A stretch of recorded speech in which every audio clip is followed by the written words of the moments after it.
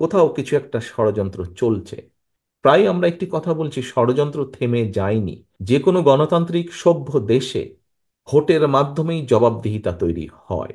কাজেই প্রিয় সহকর্মীবৃন্দ, যেই লড়াই আমরা জনগণের কথা বলার অধিকার, জনগণের রাজনৈতিক অধিকার অর্থাৎ ভোট প্রদানের অধিকার, যার জন্য আমাদের হাজারো সহকর্মী গুম হয়েছে, খুন হয়েছে, আপনারা লক্ষ লক্ষ নেতাকর্মী, আমাদের 60 লক্ষের মতো নেতাকর্মী মিথ্যে মামলার শিকার যারা হয়েছেন, আমরা যে কারণে যুদ্ধ করছি এই দেশের মানুষের ভোটের অধিকার, কথা বলার অধিকার প্রতিষ্ঠা করার জন্য।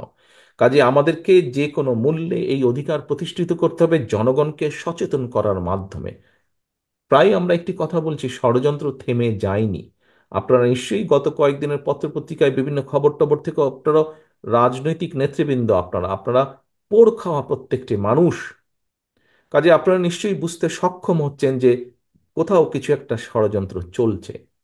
কাজে প্রিয় সহকর্মীবৃন্দ, জনগণকে সচেতন করতে হবে, জনগণকে সাথে রাখতে হবে, জনগণের সাথে থাকতে হবে, এবং একই সাথে আমাদের যে লক্ষ্য উদ্দেশ্য জনগণকে নিয়ে, দেশকে নিয়ে, সেই 31 দফার প্রত্যেকটি কথা জনগণের কাছে পৌঁছে দিতে হবে আমাদেরকে।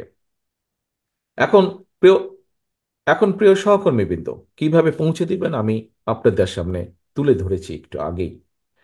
কাজেই আমাদেরকে জনগণের ভোটের অধিকার যেমন প্রতিষ্ঠিত করতে হবে, ভোটের অধিকার প্রতিষ্ঠিত করলেই কিন্তু জনগণ তখন জবাব চেতে শুরু করবে। অর্থাৎ একজন ব্যক্তি নির্বাচিত হবে, তার যখন ভয় থাকবে, সে যেই পর্যায়ে হোক না কেন, গ্রামের মেম্বার হোক, ইউনিয়ন পরিষদের চেয়ারম্যান হোক, উপজেলার চেয়ারম্যান হোক, জেলা পৌরসভার চেয়ারম্যান হোক, কাউন্সিলর হোক, সংসদ সদস্য হোক, মন্ত্রী হোক, প্রধানমন্ত্রী হোক, যেই হোক না কেন, যখন সে জানবে যে জনগণের কাছে আমাকে ফিরে যেতে হবে, সেটি ভোটের জন্য হোক, জবাবদিহিতার জন্য হোক, যেটাই হোক, তখন কিন্তু সে চিন্তা করবে দুবার।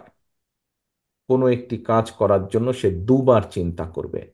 প্রিয় সহকর্মীবৃন্দ, আমাদেরকে যে কোনো মূল্যে জনগণের এই অধিকার, জনগণের কাছে জবাবদিহি করার এই বিষয়টি আমাদেরকে নিশ্চিত করতে হবে।